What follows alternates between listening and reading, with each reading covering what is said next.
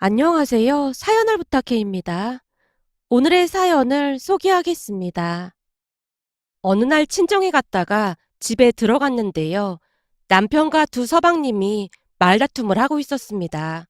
이미 한참을 다툰 모양으로 남편이 신경질적으로 소리쳤어요. 내가 몇 번이나 말했잖아. 난 출장 가야 한다고. 내가 놀면서 못 간다고 하는 거야? 형만 바빠? 나도 바빠서 못 간단 말이야. 첫째 서방님도 목소리를 높였습니다. 둘째 너도 바빠? 난 그때 처가에 일이 있어서 못 갈 것 같아. 뭐? 넌 지금 엄마가 아픈데 처가가 더 중요해? 다들 미쳐도 단단히 미쳤구만. 남편이 버럭한 채 다시 소리치고 있었는데요. 두 서방님도 화가 난 것인지 남편에게 대들다가 세차게 문을 닫고는 집을 나서는 모습이었습니다.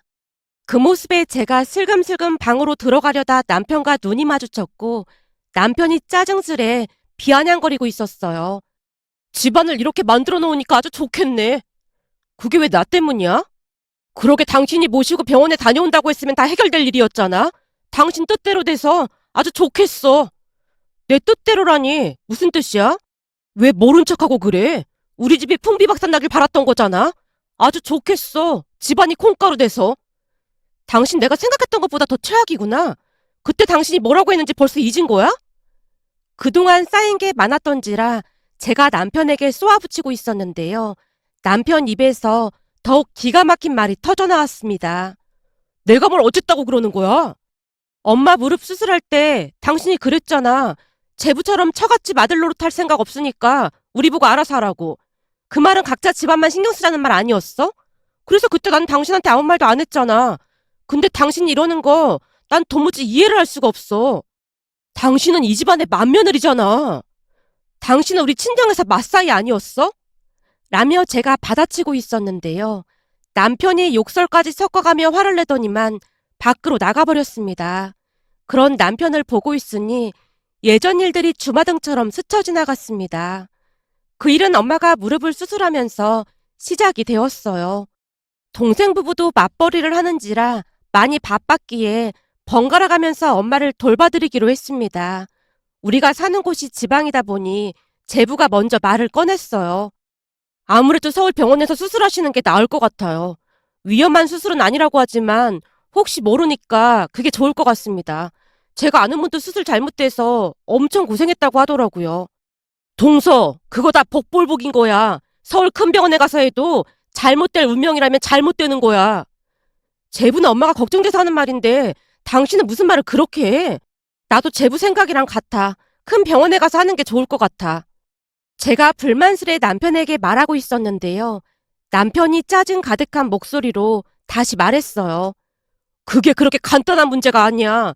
서울에서 수술 받으면 병가는 어떻게 할 거고 계속 왔다 갔다 해야 하는데 그건 누가 할 건데. 그건 넷이서 번갈아 가면서 하면 될 것 같은데요. 힘들면 저녁에는 간병인을 쓰는 것도 괜찮고요. 제부가 남편 눈치를 보며 대답했는데요. 맞서인 자신의 의견을 무시한다고 생각했던 것인지 남편이 양미간을 잔뜩 찌푸리며 다시 말했습니다. 이 집안에서 나는 필요 없어 보이니까 셋이 알아서 하라고. 뭐? 당신 지금 말 다 했어? 그래서 지금 상의를 하자는 거잖아. 아니, 난 우리 집에서 장난 노릇하기도 벅차니까 처갓집에서까지 아들 노릇하고 싶은 생각 없어. 그러니까 셋이서 알아서 하라고. 라며 남편이 자리를 피하는 모습이었어요. 그 모습에 저뿐만 아니라 동생 부부의 얼굴이 말이 아니었는데요. 너무나 무례한 남편의 모습에 큰 충격을 받은 모습이었습니다. 남편이 자리를 뜨자마자 동생의 입을 삐죽이며 말했어요. 형부 진짜 너무하는 거 아니야? 말을 너무 심하게 하네. 미안해. 원래 이기적인 사람인 줄을 알았는데 이 정도일 줄은 정말 몰랐어. 그렇게 나오겠다는 거지. 그럼 나도 시댁일에 신경 끄고 살면 그만이지 뭐. 남편의 행동에 어찌나 정이 떨어졌던지 그날부터 시댁일에 관여하지 않겠다고 다짐하고 또 다짐했습니다. 하지만 얼마 뒤 생각지도 못한 일이 일어났는데요. 그 누구보다도 건강에 자부심을 가지고 계시던 시어머님이 암에 걸리셨다고 했거든요. 시댁에 다녀온 남편이 심각한 표정으로 입을 열었습니다. 엄마 암이래. 아무래도 서울 큰 병원에 다녀와야 할 것 같은데 당신이 모시고 다녀와야 할 것 같아. 뭐? 암? 건강관리를 그렇게나 하시는 분이 암에 걸리셨단 말이야? 혹시 오진 않냐? 그럴 리가 없잖아. 그러니까 당신이 모시고 큰 병원에 가보라는 말이잖아. 어머님이 암에 걸리신 건 마음 아픈 일인데 병원에 모시고 가려면 내가 아니라 당신이 가야지. 내가 바쁘니까 그렇잖아. 난 다음 주부터 당장 출장 가야 하니까 당신 보고 다녀오라는 거잖아. 미안한데 엄마 무릎 수술할 때 당신이 각자 챙기자고 했잖아? 그러니까 서방님들한테 말을 하던지 당신이 출장을 취소하던지 해. 뭐? 이번 출장이 얼마나 중요한 출장인데 그런 소리를 하고 있어. 그럼 서방님들한테 말해. 나한테 말하지 말고. 아들이 셋이나 있는데 다들 뭐 하는 거야? 그리고 그때 엄마 수술할 때 당신은 코빼기도 안 비쳤잖아. 조금이라도 양심이 있다면 나한테 그런 말 못할 것 같은데? 그건 그냥 무릎 수술이었잖아. 근데 우리 엄마는 암이라잖아. 암을 무릎 수술하고 비교하면 어떡해. 미안해. 나도 바빠서 못 갈 것 같아. 엄마 병원 다니느라 휴가도 많이 쓰고 그래서 회사에 눈치도 보이고 말이야. 당신 진짜 이럴 거야? 난 절대 갈 생각 없으니까 당신 집안 사람들끼리 알아서 해. 제가 딱 잘라서 거절을 하자 남편이 당황한 듯해 보였는데요. 표정으로 봐서는 제가 당연히 들어줄 것이라고 생각을 했던 것 같았습니다. 그 모습에 참 이기적이라는 생각만 들었는데요. 본인이 한 것은 생각조차 하지 않는 모습에 대단하다는 생각만 들었거든요.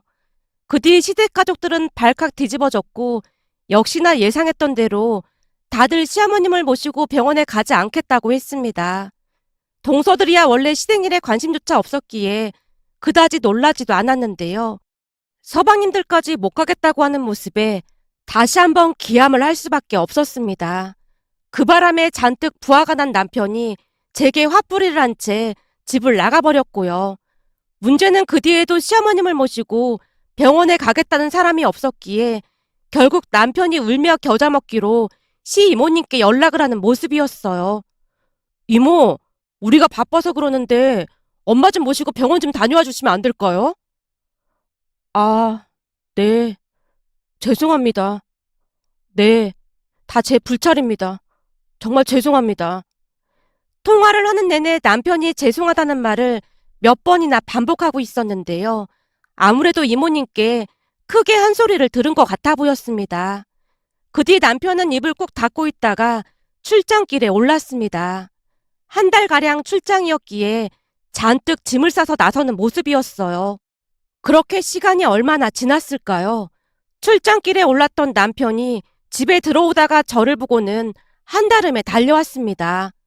여보, 정말 고마웠어. 뭐가 고마워? 사실 이모한테 다 들었어. 당신이 엄마 모시고 서울 병원에 다녀왔다면서? 당신이 고마워할 거 없어. 당신 때문에 그런 게 아니라 그동안 어머님께서 잘해주셔서 그런 것 뿐이니까. 제가 차가운 목소리로 말을 하고는 방으로 들어가 버렸습니다. 생각 같아서는 그냥 모른 척하면 그만이었지만 시어머님을 생각하면 그럴 수가 없었습니다. 오히려 시어머님을 보고 참고 살았다고 해도 과언이 아니었으니까요. 사실 엄마 무릎 수술을 앞둔 어느 날 소식을 들었던 것인지 시어머니께 연락이 왔습니다. 예, 사부인이 수술을 하신다며? 네, 어머님. 요즘 들어 더 심해져서 이번 주에 수술하기로 했어요. 그럼 나한테도 알렸어야지. 난 이제야 알았잖니. 괜히 어머님 신경 쓰실까 싶어서 연락 안 드렸어요. 수술만 하면 괜찮다고 하니까 너무 걱정하지 마세요. 그래도 나한테 연락은 했어야지. 근데 애비한테는 네가 안 와도 된다고 했다며. 그래도 애비가 가서 이것저것 도와주면 좋을 텐데 왜 그랬어? 네? 아, 그이가 많이 바쁘잖아요. 남편이 시어머님에게 거짓말을 한 것 같아 보였기에 그냥 얼버무리고 말았는데요. 시어머님 성격에 남편을 불러다가 난리칠 게 분명해 보였거든요. 그런 사실을 전혀 알 리 없던 시어머님이 다시 말을 꺼냈어요. 저기, 내가 네 통장으로 돈 좀 보냈다. 병간 와다 보면 힘들 텐데 잘 챙겨 먹고 다녀. 아니에요, 어머님. 그래야 내가 마음이 편해서 그래. 그냥 받아둬. 나중에 사부인 좋아지시면 식사나 같이 하자꾸나. 내가 사부인께는 다시 전화 넣으마. 그리고 이번 달 내 생일은 뭐 할 생각도 하지 말고 신경 쓰지 마라. 그때쯤은 좀 나아지실 것 같은데 생신날 들를게요. 내가 방금도 말했잖니. 신경 쓰지 말라고. 다른 며느리들한테는 이런 말도 안 했어. 어차피 신경도 안 쓸 게 뻔하니까. 근데 넌 이 와중에 또 찾아올 것 같아서 연락한 거야. 그날 니들 이모랑 같이 여행 가려고 하니까 절대 오지 마라. 가끔 보면 넌 오지랖이 넓어도 너무 넓어서 문제야. 가끔은 그냥 넘기는 맛도 있어야 하는데 고집이 세도 너무 세.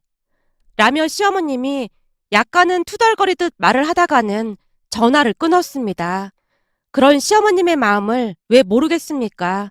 바쁜 며느리가 혹여나 신경 쓸까 싶어 돌려 말을 했다는 것을요. 그날 시어머님이 제 통장으로 100만 원을 보내왔더라고요. 돈보다도 마음 써준 부분이 참으로 감사하기만 했습니다. 그랬기에 남편이 아닌 시어머님을 보고 병원에 모시고 갔던 것뿐이었어요. 하지만 그날 어떤 일이 있었는지 시댁 가족들 모두 모르고 있는 듯해 보였고 시어머님의 명령에 따라 저도 입을 꾹 다물고 있었습니다. 그렇게 또다시 며칠이나 지났을까요? 시어머님이 가족들을 한자리에 불러 모았습니다. 물론 두 동서는 참석하지 않았고 서방님들만 불만 가득한 얼굴로 앉아 있었어요. 그 모습에 시어머님이 조용히 입을 열었습니다. 내가 이번 일 겪고 참 많은 생각을 했다. 엄마, 요즘 암은 아무것도 아니라고 하니까 너무 걱정하지 마. 남편이 시어머님을 위로하듯 빈말을 하고 있었는데요. 시어머님이 콧웃음을 치고 있었어요. 니들은 내가 암이라고 해도 눈 하나 깜빡하지도 않더구나. 엄마, 우리가 병원 같이 안 가서 그런 거야? 그런 오해는 하지 마. 우리가 일부러 그런 게 아니라 바빠서 그랬어. 그렇구나. 내가 저 세상으로 가도 다들 바빠서 장례식장에 못 온다고 하겠구나. 내가 이번 참에 참 많은 걸 느꼈어. 오히려 다들 내가 암으로 빨리 가기를 바라겠지. 엄마, 무슨 그런 말이 있어. 왜? 내가 없는 말 했냐? 거기다 내가 듣자 하니 우리 며느리 중 하나가 내가 빨리 죽기를 바라는 며느리가 있다고 하더구나. 아니, 누가 그런 소리를 해?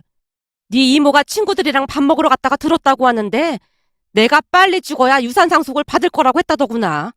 그동안 내가 좋은 게 좋은 거라고 아무 말 안 했더니 나를 아주 우습게 봤던 모양이야. 시어머님의 말에 삼형제의 눈동자가 심하게 흔들리고 있었는데요. 남편이 억울하다는 듯이 다시 말을 꺼냈어요. 엄마, 오해야. 설마 누가 그랬겠어. 네 이모가 똑똑히 들었다는데 그럼 네 이모 정신이 이상하기라도 하다는 거야? 암튼 니들 똑바로 들어. 내가 이번 일 겪으면서 생각이 많이 바뀌었어. 니들 아버지는 돌아가시기 전에 삼형제한테 똑같이 나눠주라고 했지만 난 그러지 않을 참이야. 언제 저 세상으로 갈지도 모르는데 그냥 다 쓰고 갈 참이야. 그러니까 니들 유산 받을 생각 꿈에도 하지 마. 난 니들한테 한 푼도 안 줄 참이니까. 네 아버지랑 나는 그저 자식들만 잘 살면 된다는 생각으로 살았는데 그게 아주 잘못된 생각이라는 걸 뼈저리게 깨달았거든. 시어머님의 말에 삼형제가 많이 놀란 듯 미처 할 말을 찾지 못한 채 안절부절 못하는 모습이었습니다. 그 와중에 시어머님이 주머니에서 주섬주섬 뭔가를 꺼냈는데요. 제게 건네며 말을 했습니다. 이거 받아라. 어머님, 이게 뭔데요? 이번에 네 차 타고 서울 가다 보니까 차가 오래돼서 퍼지기 일보 직전이더구나. 요즘 이 차가 그렇게 잘 나간다고 하니까 탈만할 거야. 네? 차요? 제가 놀란 채 시어머님이 내민 서류를 받아들었는데요. 최고급 승용차 계약서였습니다. 어머님, 이거 엄청 비싼 차 아니에요? 비싸지. 그치만 그게 뭐 대수라고. 그래도 너무 비싼 차 같아서 하는 소리죠. 네가 잘 모르나 본데 이래봬도 내가 돈이 꽤 많거든. 암이라고 하는데 그 돈 다 쓰고 가려면 앞으로 한참 더 써야 한다.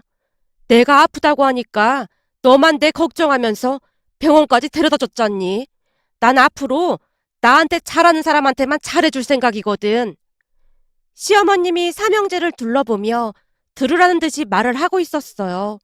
삼형제가 혼비백산한 채 얼이 반쯤 나간 듯한 모습이었고요. 그 모습에 시어머님이 다시 입을 열었어요. 잘 들어. 내 재산 탐낸 며느리가 누군지 알고 있으니까 다들 가서 전해. 내가 죽을 때까지 싹 다 쓰고 갈 참이니까 꼭 깨라고 해. 엄마, 그게 누군데 그래? 내가 왜 니들한테 그것까지 말해줘야 하는데. 그건 니들이 알아보던지 마음대로 해. 난 피곤하니까 이만들 가봐. 시어머님이 먼저 집을 나서는 모습이었습니다. 그렇게 놀란 마음을 진정시킨 채 집으로 돌아왔는데요. 집으로 오는 내내 입을 꾹 다문 채 많은 생각에 잠겨있던 남편이 조용히 입을 뗐어요. 여보, 그동안 내가 미안했어. 뭐야, 갑자기? 아니, 이번 일 겪어보니까 내가 참 못난 놈이었던 것 같더라고. 엄마가 나보다 당신을 더 믿는 거 보고 큰 충격을 받았어. 거기다 누군지는 모르겠지만 재수 씨가 그런 말을 했다는 것도 엄청 충격이었고 말이야. 그동안 내가 참 얼빠진 놈이었다는 생각이 들더라고. 장모님께서 아프신데 말도 안 되는 억지나 부렸고 말이야. 정말 미안해. 그리고 엄마 모시고 병원 다녀와줘서 정말 고마웠어. 앞으로는 내가 모시고 다닐게. 남편이 잔뜩 기가 죽은 표정으로 말을 했는데요. 그때 당시에는 그 말이 진심이었는지 잠시 의구심마저 들었던 것 같습니다. 사람이 하루아침에 변한다는 게 쉽지 않은 일이었으니까요. 그러던 어느 날은 친정 가족들과 식사 약속이 있어서 친정으로 갔는데요. 그곳에 남편이 있는 게 아니겠습니까?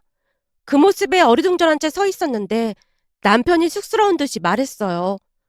마치 귀신이라도 본 것 같네. 당신 여길 왜 왔어? 나도 가족인데 그런 말이 어딨어. 장모님께서 전화 주셨길래 왔어. 라며 남편이 엄마를 바라봤고 엄마가 웃으며 말했습니다. 내가 오라고 했다. 저번에 사부인한테 받은 것도 많은데 그냥 있을 수가 있어야지. 사부인 가져다 드리라고 한우랑 이것저것들 좀 샀어. 엄마의 말에 남편이 궁금한 듯 되물었어요. 장모님, 그게 무슨 말씀이세요? 어머니가 장모님께 뭘 드렸다고요? 옷이랑 이것저것들을 잔뜩 보내셨잖나. 주변에서 내 옷을 보고 다들 비싼 옷이라고 하더구만. 네? 옷이요? 남편이 이번에는 저를 바라보고 있었기에 제가 대충 대답했어요. 저번에 어머님 모시고 병원 다녀오던 길에 백화점 들르자고 하셔서 잠깐 들렀었는데 어머님께서 내 옷이랑 엄마 옷을 좀 많이 사주셨어. 그래? 몸도 아프신데 백화점까지 간 거야? 남편이 뭔가 이상하다는 듯이 묻고 있었는데요. 엄마가 놀라서 되물었습니다. 뭐? 그게 무슨 말이야? 사부인이 어디 아프시단 말이야? 어디가 아프신데 그래? 넌 그런 말 없었잖아. 그게 좀 복잡한데 여보, 내가 집에 가서 다 설명할게. 우선은 밥부터 먹자. 그날 식사를 하고 집에 돌아오자마자 남편이 물었습니다. 아까 처가댁에서 한 말은 뭐야? 뭔가가 있는 거지? 사실은 어머니께서 아무한테도 말하지 말라고 했는데 잠시 말을 멈추고 고민에 빠져 있었는데요. 남편이 재촉하며 다시 물었어요. 뭔데 그래? 우리가 모르는 뭔가가 있는 거지? 놀라지 말고 들어. 어머님 암이라고 했던 건 말이야. 사실은 그거 거짓말 하신 거야. 뭐? 거짓말이라니? 그게 무슨 말이야? 어머니께서 그러시는데 동서가 어머님 재산 탐내는 거 보고 어떻게 하나 본 건데 다들 나몰라라에서 학을 떼셨다고 하더라고. 사실 그동안 어머님이 자식들 눈치 많이 보고 사셨잖아. 그래서 더 실망이 크신 모양이더라고. 그날 내가 모시러 갔더니 내 손을 잡고 눈물까지 흘리시면서 말씀하시더라고. 어머니께서 펑펑 눈물을 흘리셔서 얼마나 마음이 아팠는지 몰라. 아니 대체 왜 눈물을 흘리셔? 내가 이런 말하기 좀 그런데 가끔 보면 당신은 공감 능력이 많이 부족한 것 같아. 그래서 깜짝깜짝 놀랄 때가 많아. 맞아. 내가 없잖아 그런 게 있는 것 같아. 웬일인지 남편이 순수히 인정하는 모습이었기에 더욱 놀랄 수밖에 없었어요. 내가 생각해봐도 공감 능력이 많이 부족한 것 같긴 해. 그러니까 앞으로 당신이 좀 도와주면 안 될까? 내가 뭘 도와줘? 혹시나 지금처럼 뭔가 부족해 보이면 바로 지적해줘. 그럼 나도 고치도록 노력해볼게. 내가 궁금해서 그런데 갑자기 왜 이렇게 변한 거야? 그때도 말했잖아. 이번에 엄마 보면서 많이 느꼈다고. 아버지께서 돌아가시기 전에 엄마를 잘 부탁한다고 유언까지 남기셨는데 서울로 병원 가는 날 당신만 갔으니 엄마가 얼마나 충격을 받으셨겠어. 그래서 눈물을 흘리셨던 거잖아. 그 정도는 생각하는 거 보니 그래도 다행이네. 암튼 어머니께서 그냥 모른 척하라고 했으니까 당신도 모른 척해. 제 말에 남편이 고개를 끄덕이고 있었습니다. 그 뒤 남편은 부족한 부분을 개선하려고 많이 노력하는 모습이었어요. 그러던 어느 날은 동서에게 전화가 걸려왔는데요. 형님, 우리 지금 시댁에 갈 건데 건너오실래요? 지금? 무슨 일 있는 거야? 진짜 억울해서 이대로 못 살 것 같아서요. 암튼 빨리 건너오세요. 라며 동서가 전화를 끊었습니다. 전화를 끊자마자 시댁으로 갔는데 이미 두 동서가 도착을 한 것인지 집안이 시끌시끌했습니다. 첫째 동서가 억울한 듯 말을 하고 있었어요. 어머님, 저는 진짜 억울해요. 이건 동서가 모함한 거예요. 형님, 모함이라뇨? 내 말이 맞잖아. 그 유산 얘기는 내가 먼저 꺼낸 게 아니고 동서가 먼저 꺼낸 거잖아. 형님이 먼저 어머님 재산이 얼마나 되냐고 물었잖아요. 라며 집안이 떠내려가라 둘이 말다툼을 하고 있었습니다. 알고 봤더니 이모님이 들었다던 그 소문의 출처가 한 사람이 아닌 두 동서가 같이 그랬던 모양이었습니다. 결국 두 동서가 시시비비를 가리다가는 말다툼 끝에 싸움까지 벌어졌고 둘이서 머리채까지 잡고는 난리도 아니었습니다. 우리가 뜯어 말려도 봤지만 둘 다 이성을 잃은 상황이었기에 들은 척도 하지 않았습니다. 결국 참고 있던 시어머님이 주방에서 물을 한 바가지 가지고 오더니 두 동서에게 확 뿌려버렸어요. 이런 짐승만도 못한 인간들이 어디 와서 소란을 피우고 있어? 둘 다 썩 꺼지지 못해? 두 동서가 울며불며 시어머님께 매달렸지만 시어머님이 내쫓아버렸습니다. 두 사람이 나가자마자 시어머님이 긴 한숨을 내쉬었어요. 첫째 너한테 차 사준 거 알고는 쫓아와서 저 난리를 피우지 뭐니. 이제부터라도 잘하겠다는 둥 뭔 말도 안 되는 소리를 짓거리고 있더구나. 내가 누굴 탓하겠어. 못난 내 자식들을 탓해야지. 라며 시어머님이 남편을 바라보더니 다시 입을 열었습니다. 네 두 눈으로 똑똑히 봤지? 그러니까 네 처한테 잘해. 세상에 네 처 같은 사람이 어디 있는 줄 알아? 시어머님의 말에 남편이 고개를 끄덕이며 어쩔 줄을 몰라 하고 있었어요. 그 뒤에는 우리 부부만 시어머님과 왕래를 하고 지내고 있답니다. 며칠 전 막내 동서가 제게 찾아와서 시어머님께 잘 좀 말해달라는 부탁을 했는데 바로 거절해버렸더니 씩씩대며 돌아가는 모습이었어요. 그 모습에 어찌나 씁쓸했는지 모르겠습니다. 얼마 전 남편이 친정엄마를 모시고 건강검진을 받으러 병원에 가는 모습을 보며 이런저런 일들이 떠올라 이렇게 글 남겨봅니다. 오늘의 사연은 여기까지였습니다. 즐겁게 보셨다면 구독, 좋아요 부탁드립니다. 고맙습니다.